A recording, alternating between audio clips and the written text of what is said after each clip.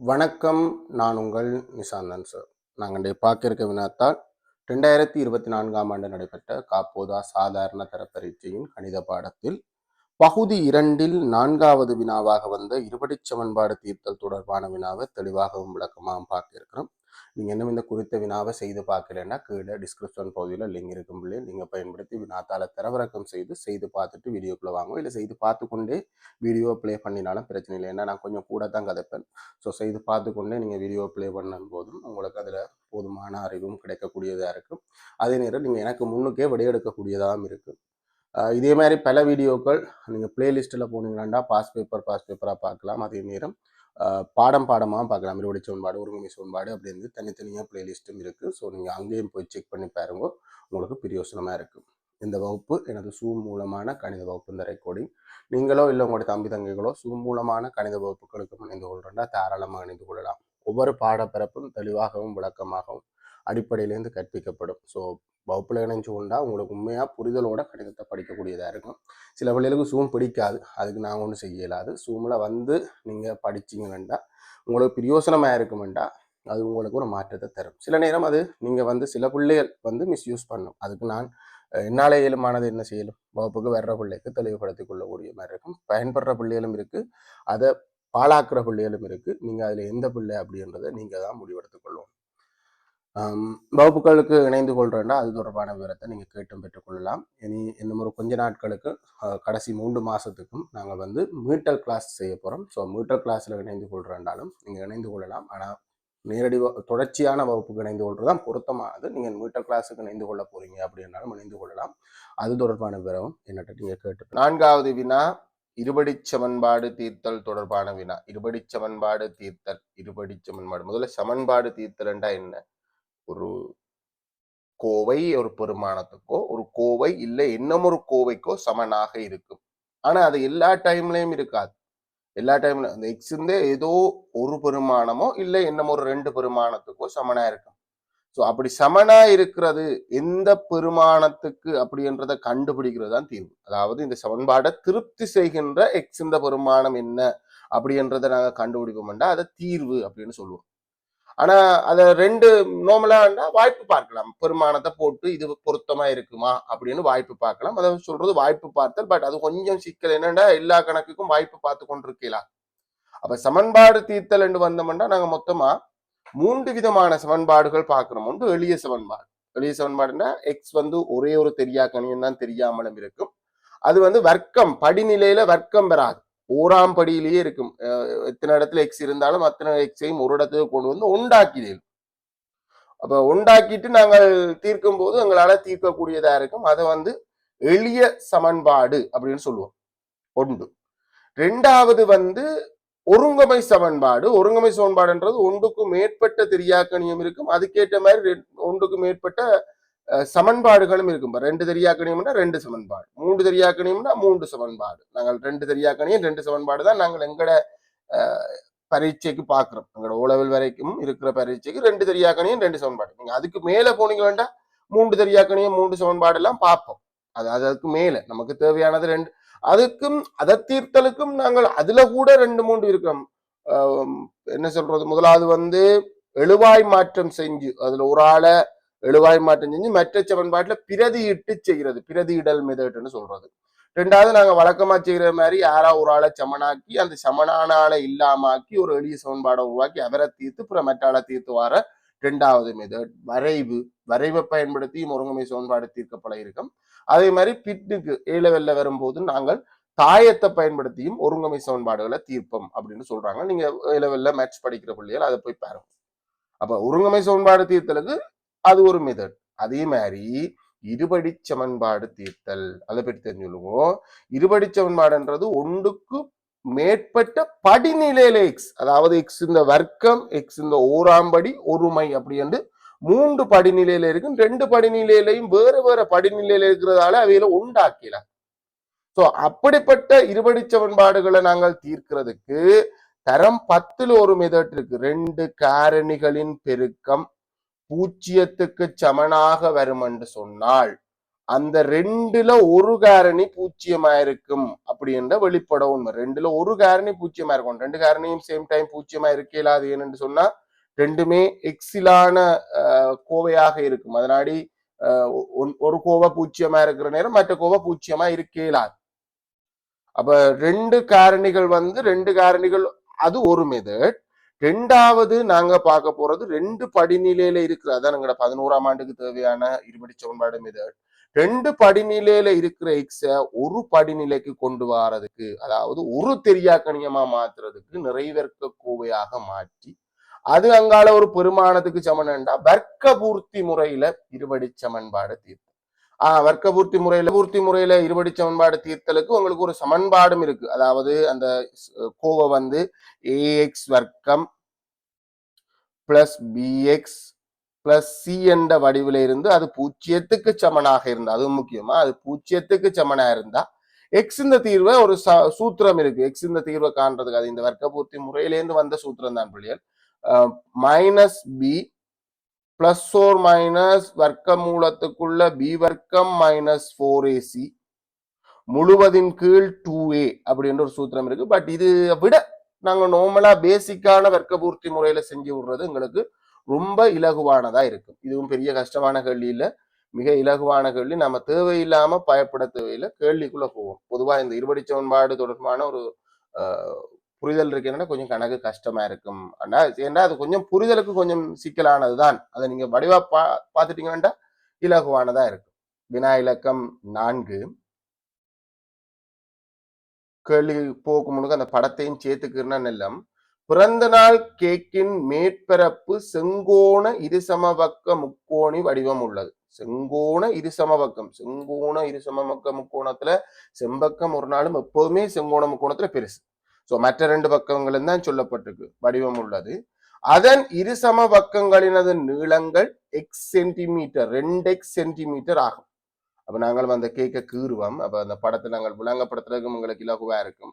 செங்கோண இருசம பக்க முக்கோணம், அது முக்கோணம் செங்கோணமாக இருக்கு. அது மட்டும் இல்ல, அது இரண்டு பக்கங்களும் சமனாகவும் இருக்கு. 2x மூன்றாவது பக்கத்தை எக்ஸ் சார்பாக காணலாம். பைதகரஸ் தேற்றத்தின்படி அது தேவையில்லை, இங்க அந்த பிரச்சனை இல்லை. இந்த கேக்ல மகிழ்ச்சிகரமான பிறந்த நாள் அப்படின்னு இருக்கு. உருவில் காட்டப்பட்டுள்ளவாறு மகிழ்ச்சிகரமான பிறந்த நாள், அதாவது இது எது இந்த தமிழா கொஞ்சம் பாப்போம். ஹாப்பி பர்த்டே அப்படின்னு நாங்க சொல்லுவோம் தானே, எங்களோட பிறந்த நாள் கேட்கல ஹாப்பி பர்த்டே அப்படின்னு எழுதியிருப்போம். ஆனா தமிழ்லயே அழுதுற நாங்கள் மகிழ்ச்சிகரமான பிறந்த நாள் என்று அழுதுற நாங்கள் பொதுவா அது எந்த மொழியான ஆக்களா இருந்தாலும் ஹாப்பி பர்த்டே ஆங்கிலத்தில் எழுதித்தான் அதுல எழுதுற நாங்கள் என்ன. சோ அதுதான் அது. மகிழ்ச்சிகரமான பிறந்த நாள் எனும் சொற்கள் எக்ஸக 2 சென்டிமீட்டர் நீளமும் எக்ஸய 4 சென்டிமீட்டர் அகலமும் உள்ள செவ்வக வெள்ளை நிற ஐசிங் துண்டினால் எழுதப்பட்டுள்ளது. இதுல ஐசிங் துண்டுல ஒரு மகிழ்ச்சிகரமான பிறந்த நாள் என்று எழுதியிருக்கு. எப்படி என்றா ஒரு செவ்வக வடிவில எழுதியிருக்கு. அது எங்கேயும் எழுதியிருக்கலாம், செவ்வக வடிவில். அந்த செவ்வகத்தின் நீளம் எவ்வளவா இருக்குதுண்டா எக்ஸக 2 சென்டிமீட்டர். அழகா கொண்டு வரல பிள்ளையர், கொண்டு வந்தா நமக்கு கிடைக்கும். ஆனா எல்லாரும் என்ன அழகுல இருக்கிறோம் அப்படின்றத செக் பண்ணுவோம். எல்லாருமே சென்டிமீட்டர். அதே மாதிரி அகலம் எக்ஸய 4 சென்டிமீட்டர் என்ற அழகுல இருக்கிற மாதிரி இது வெள்ளை நிறம். அப்ப மற்றது பிங்க் நிறம் நினைக்கிறேன். எனும் சொற்கள் அகலம் உள்ள வெள்ளை நிற மீதி ரோசா நிறத்திலும் காணப்படுகிற. ரோசான்றது என்ன சொல்றது, இளஞ்சிவப்பு என்று தமிழ்ல சொல்லுவாங்களாகும். அதை ரோசாண்டே விட்டுட்டாங்க. ரோசான்றது என்ன, ரோஸ் நிறம் என்று சொல்லுவோம் தானே இல்லையா. ரோசா என்ன நாங்கள் சாதாரணமா சொன்னா பிங்க் என்ன இல்லையா, என்னண்டு வருமாடா பிங்க் தான். என்ன மீதி இருக்கிற பகுதி ரோஸ் நிறத்துல, அதாவது என்ன சொல்றது பிங்க் இளஞ்சிவப்பு என்று வேற ஆங்கிலத்துல தமிழாக்கம் செஞ்சிருந்தா சரி பரவாயில்ல. இளஞ்சிவப்பு நிறத்துல மீதி பகுதி இருக்கு. இது வெள்ளை நிறமா இருக்கு. இதுல ஹாப்பி பர்த்டே அப்படின்னு எழுதி இருக்கு. மகிழ்ச்சிகரமான பிறந்த நாள் அப்படின்னு எழுதியிருக்கு. இந்த பிங்க் நிறத்தின் பரப்பளவு தொடர்பாகத்தான் இந்த கதை வரப்போகுது. அதே வேளை அதன் பரப்பளவு எதிர்ந்த பரப்பளவு அதன் பரப்பளவு எதன் அந்த ரோஸ் நிறத்துல கலர் அடிக்கப்பட்ட ஐசிங் துண்டுந்த பரப்பளவு 132 சென்டிமீட்டர் வர்க்கமும் ஆகும். இந்த ரோஸ் கலர்ல பெயிண்ட் அடிக்கப்பட்ட பகுதி தான் 132 சென்டிமீட்டர் வர்க்கம். அழக விட்டு 132. இதுதான் சமன்பாடு. அதாவது இந்த ரோஸ் நிறத்துல கலர் அடிக்கப்பட்ட பகுதி இந்த பரப்பளவை வச்சுதான் நாங்க சமன்பாடை உருவாக்கி அந்த சமன்பாடு இந்த வடிவத்தை திருப்தியாக்கும் என காட்டி வர்க்க பூர்த்தி முறைக்கு போய் அது எக்ஸ் இந்த பெருமானத்தை கிட்டிய சென்டிமீட்டருக்கு எடுத்து பிறகு அங்கால கேள்வி போகுது. முதல்ல சமன்பாடை உருவாக்கும், கேள்விக்கு பிறகு வருவோம். சமன்பாடை உருவாக்கணும். இப்படி என்றாலும் சமன்பாடை உருவாக்கிடணும். ரோஸ் நிறத்துல நிறமடிக்கப்பட்ட பகுதி இந்த பரப்பளவு ரோசா, அவர்கிட்ட தமிழ் எழுதுவோமே, ரோசா நிறத்துல உள்ள கேக் ஐசிங் இந்த பகுதி 132 சென்டிமீட்டர் வர்க்கம். இந்த ரோசா நிறத்துல கலரடிக்கப்பட்ட பகுதி இந்த பரப்பளவு இந்த இதுக்கெல்லாம் பெருமானங்கள் தந்திருந்த பட்சத்துல நாங்கள் அதை காண்றதுக்கு என்ன செய்யணும்? மொத்த செங்கோண முக்கோணத்தின் பரப்பளவுல இருந்து இந்த வெள்ளை நிறத்துல கலர் பண்ணப்பட்ட பகுதியை தவிர எஞ்சிய பகுதி எல்லாம் ரோசா நிறத்துல கலர் அடிக்கப்படுது. ஸோ அதை வந்து கழிக்கணும். சொல்லுங்க பிள்ளைகள், மொத்த செங்கோண முக்கோணத்தின் சரி முக்கோணத்தின் பரப்பளவை காண்றதுக்கு என்ன செய்யலாம்? முக்கோணத்தின் பரப்புல இருந்து செவ்வகத்தின் பரப்பளவை கழிக்கும் போது எங்களுக்கு 132 வரணும். முக்கோணத்தின் பரப்பளவுக்கு சூத்திரம் என்ன? அரைதர அடிதர செங்குத்துயரம்.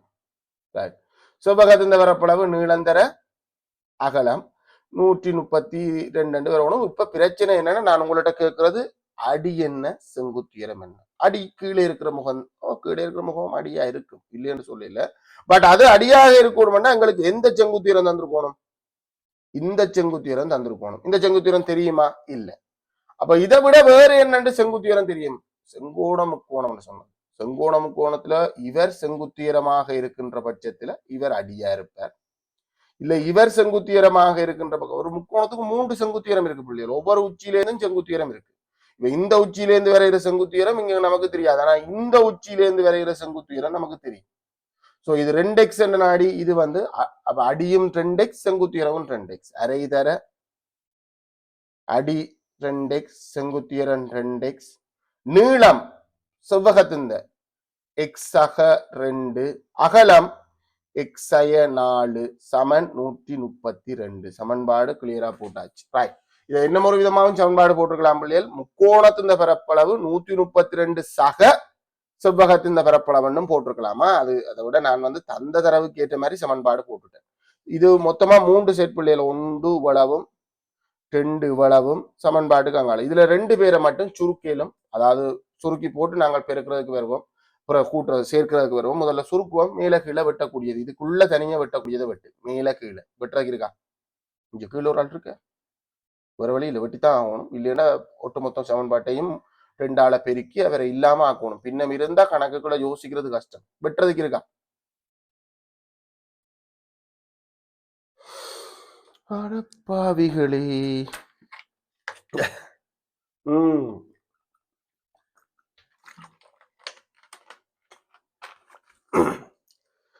கீழே இருக்கிற 2ஐயும் மேலே இருக்கிற 2ஐயும் பொதுவான காரணி வெட்டலாம். சரி, அதுக்கு மேல வெட்டுறது ஒண்ணும் இல்லை தானே? சுருக்கி சொல்லுங்க.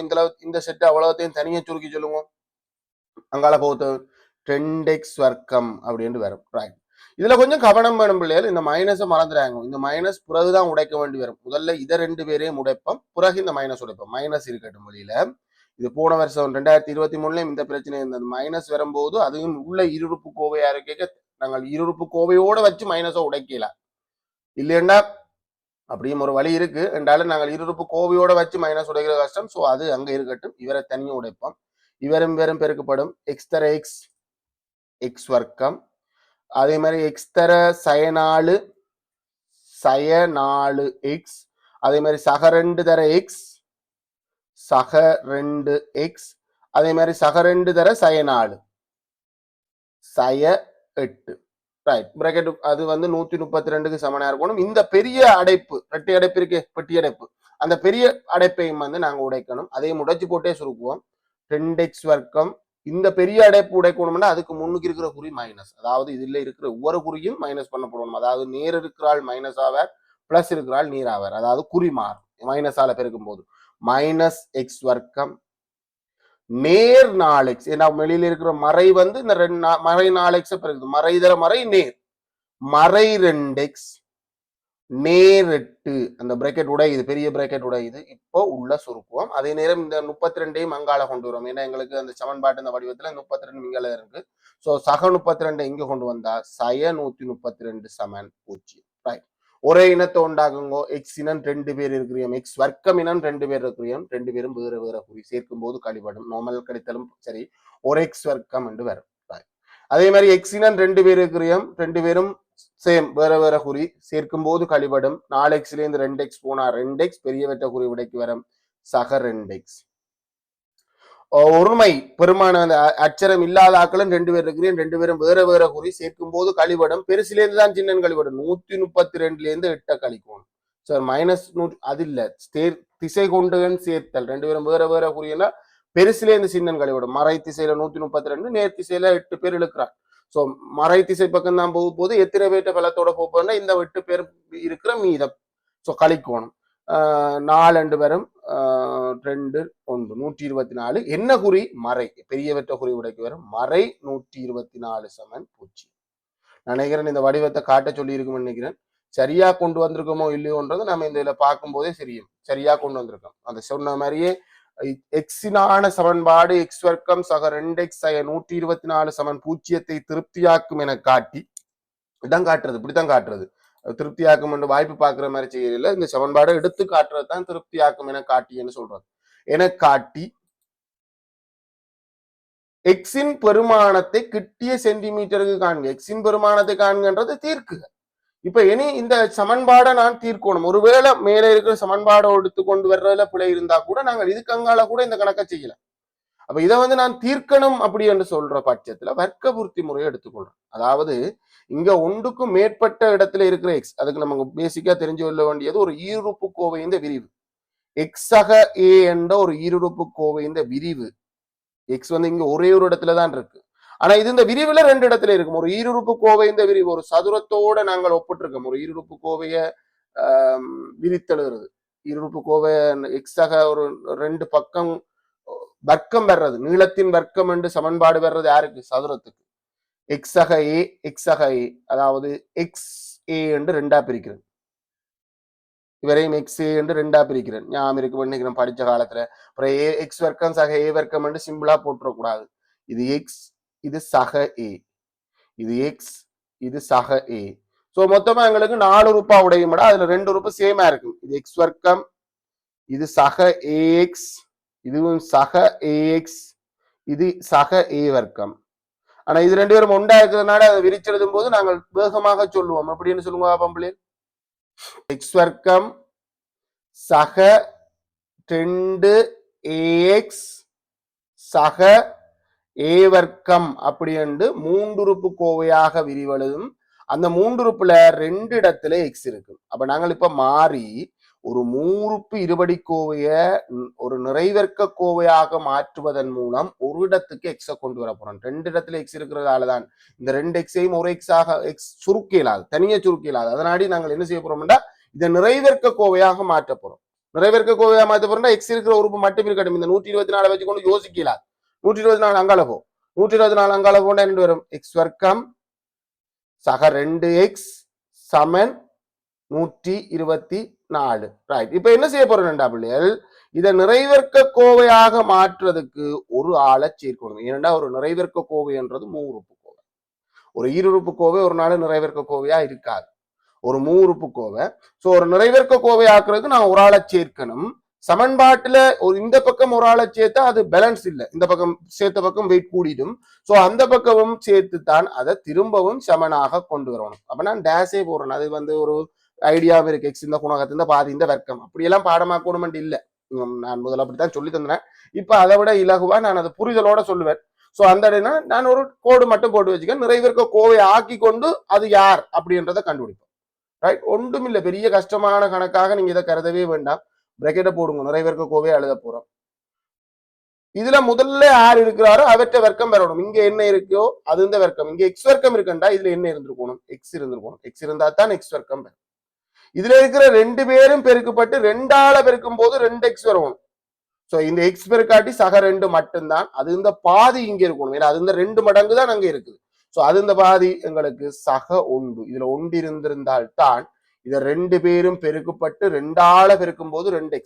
எக்ஸ் தர சக 1 சக ஒரு எக்ஸ், அது இந்த 2 மடங்கு 2x. இதுல 1 இருக்கணும் என்றால் அதுக்கேற்ற மாதிரி 3ஆவது உறுப்பும் இருக்கணும். இதுல 1 இருக்கணும் என்றால் 3ஆவது உறுப்பு என்ன? 1 ஆற்ற வர்க்கம்.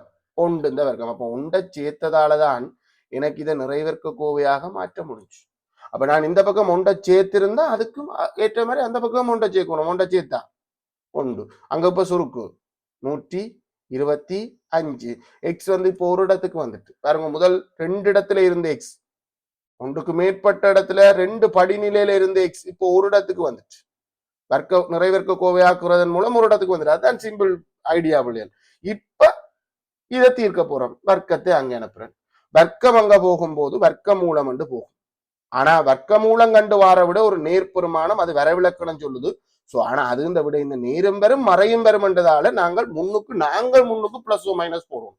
நார்மலா பிளஸ் ஓ மைனஸ் வராது, நாங்களா முன்னுக்கும் பிளஸ் ஓ மைனஸ் போடணும். இப்ப வர்க்க மூலம் 125 இந்த பெருமானத்தை கண்டு வருவோம். வர்க்க மூலம் 125க்கு ஒன்று 2 விதமா இதை கண்டுபிடிக்கலாம். ஒன்று வகுத்து கொண்டு வந்தோ இல்ல எளிய சேடாக்கள் முறையிலையோ நாங்கள் கண்டுபிடிக்கலாம். ரெண்டாவது இன்னும் ஒரு நல்ல ஐடியா, அவர் அங்க ஒரு பெருமானம் தந்திருப்பார் பாருங்க பிள்ளைகள். வர்க்க மூலம் 5 இந்த பெருமானம் தந்திருக்கார். வர்க்க மூலம் 5 இந்த பெருமானத்தை வச்சு வர்க்க மூலம் 125 இந்த பெருமானத்தை காணும் என்றால் நீ 125 5ஆல வகுத்துப்பார் பிடிச்சிருவார். 25 தர 5. சோ இது நிறைவேற்க கோவையாக்க எளிய சேடாக்களும் முறையிலையும் பெறும். 25 தர 5 வர்க்க மூலம் 25 தர வர்க்க மூலம் 5. வர்க்க மூலம் 25க்கு 5. வர்க்க மூலம் 5க்கு பெருமானம் தந்திருக்கு 2.24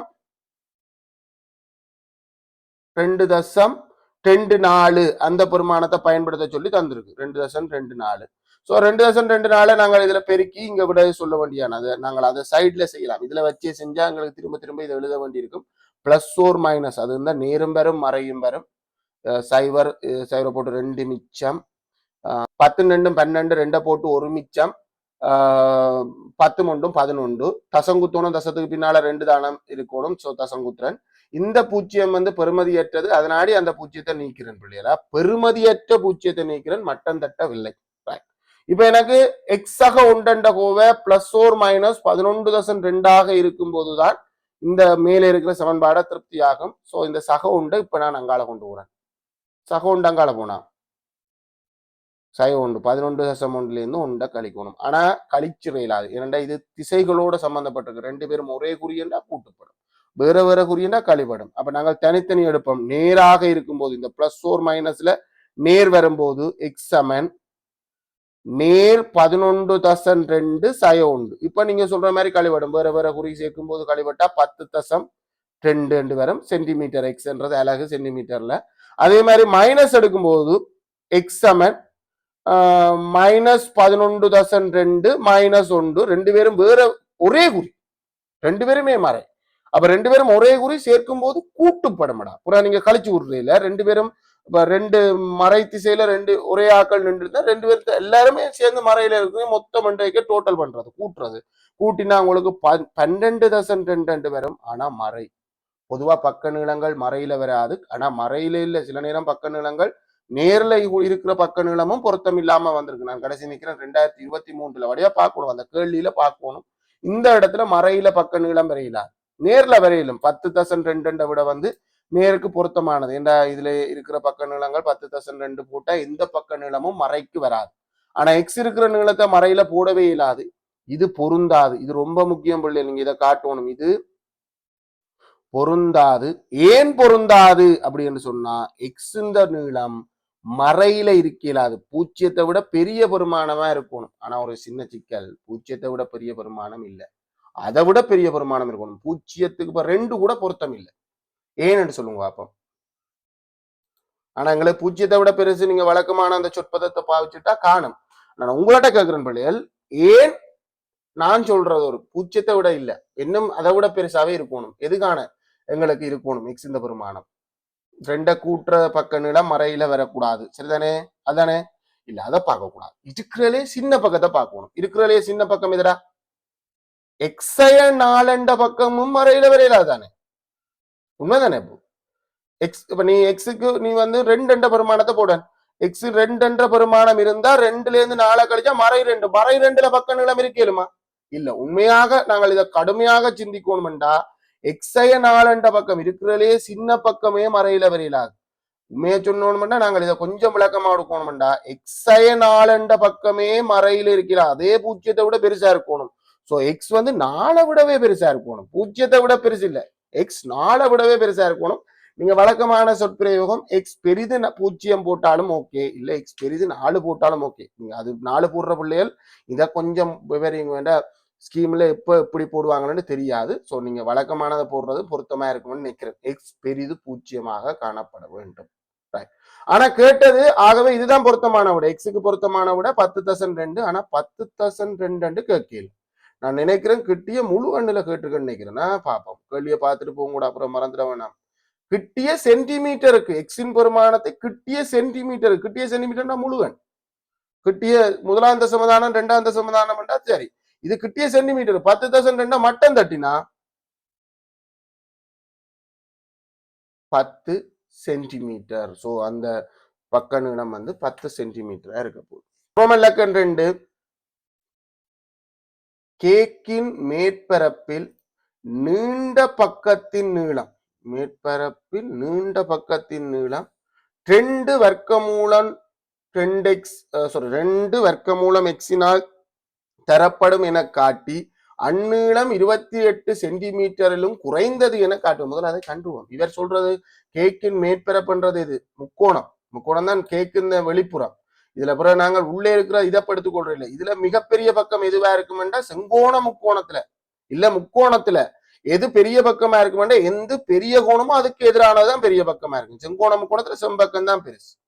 அப்ப இந்த செம்பக்கத்தின் நீளத்தை முதல்ல அந்த அவர் சொன்ன மாதிரி காட்டணுமா, செம்பக்கத்தின் நீளம் சமன், செம்பக்கத்தின் இப்ப நாங்கள் செம்பக்கத்துக்கு ஒரு அச்சரம் ஏ என்று வெப்பமா இதுல இல்லாத அச்சரத்தை வச்சுக்கொள்றோம், இல்ல செம்பக்கத்தின் இல்ல பக்க பேர் போட்டிருந்தா ஏபிசி அப்படின்னு கூட வச்சுக்கலாம். செம்பக்கத்தின் வர்க்கம் சமன் ஏ வர்க்கம் ரோமன் இலக்கம் 2 ஏ வர்க்கம் சமன் ஏனைய 2 பக்கங்கள் 2 எக்ஸ் முழுவதின் வர்க்கம் சக 2 எக்ஸ் முழுவதின் வர்க்கம் ஏனைய பக்கங்களின் வர்க்கங்களின் கூட்டுத்தொகைக்கு சமன். வர்க்கிங் கூட 2x முழுவதின் வர்க்கம் 4x வர்க்கம் 2 இந்த வர்க்கம் சக x இந்த வர்க்கம் 4x வர்க்கம். சுருக்கினா 4x வர்க்கம் 4x வர்க்கம் ஒரே இனம், கூட்டுப்படும் போது குணகங்கள் தான் கூட்டுறது 8x வர்க்கம் ஆர் ஏ வர்க்கம். நமக்கு ஏ வேணுமெண்டா வர்க்கமூலம் 8x வர்க்கம் என்று வரும். ஏன் சார் இங்க பிளஸ் ஓர் மைனஸ் போடல, வர்க்கமூலம் வர்க்கம் இங்கால வரும்போது வர்க்கமூலம் வரும், அது இந்த நேரம் வரும் மறையும் வரும். ஆனா பக்க நீளங்கள் என்று வர்ற சந்தர்ப்பத்துல மறை பொருந்தாது.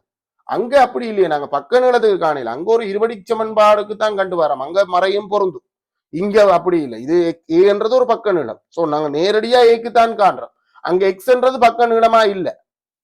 அப்படி இருந்தா நாங்க மைனஸை விட்டுட்டே வந்திருக்கலாம், அவன் அப்படி விடுறே அந்த கணக்கு. இது வந்து வேற கணக்கு தான்.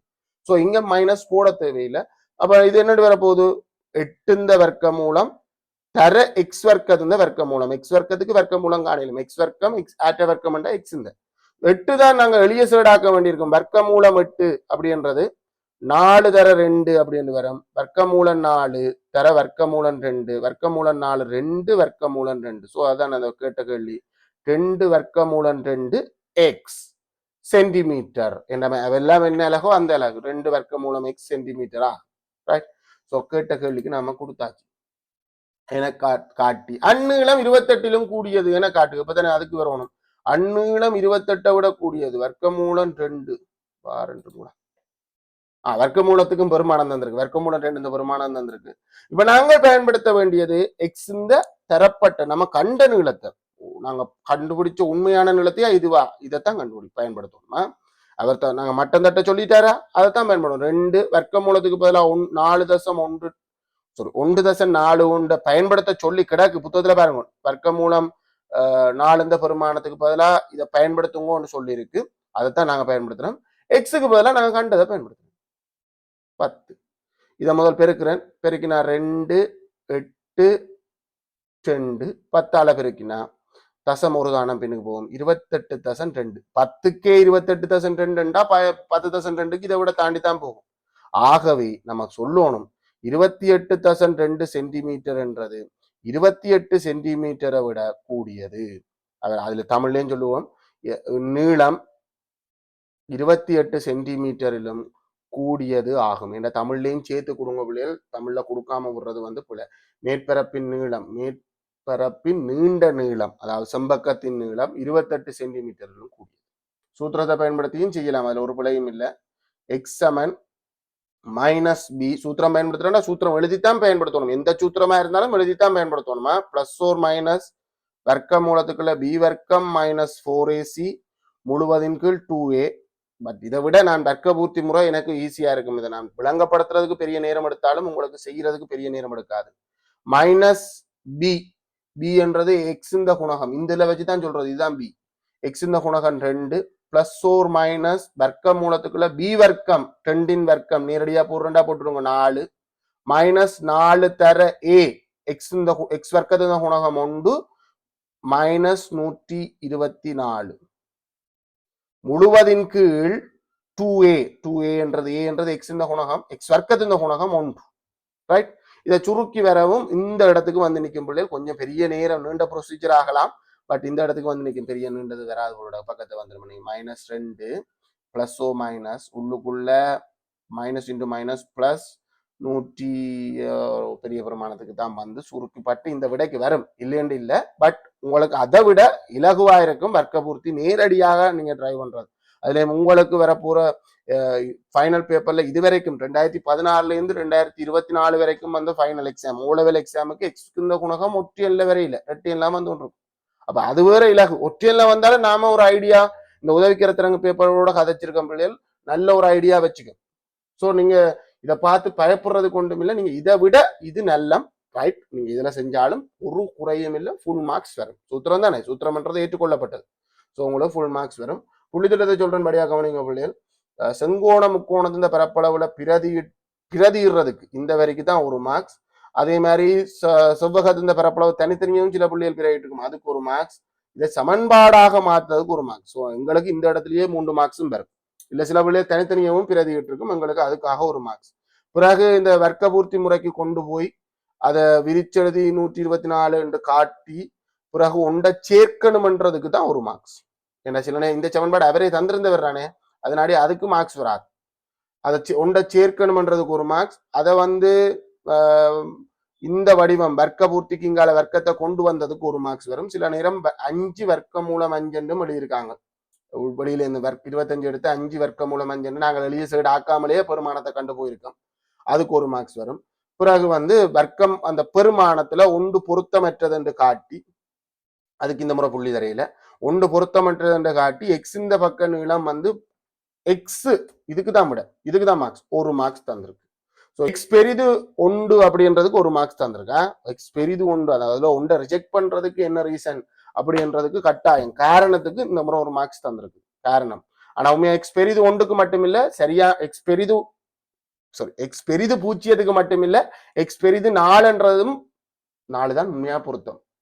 சரிதானே, 4 போட்டு இருந்தாலும் அந்த மார்க்ஸ் வரும். நீங்க ஸ்கீம்லயும் எக்ஸ் பெரிது பூஜ்ஜியம் தான் போட்டிருக்கும்.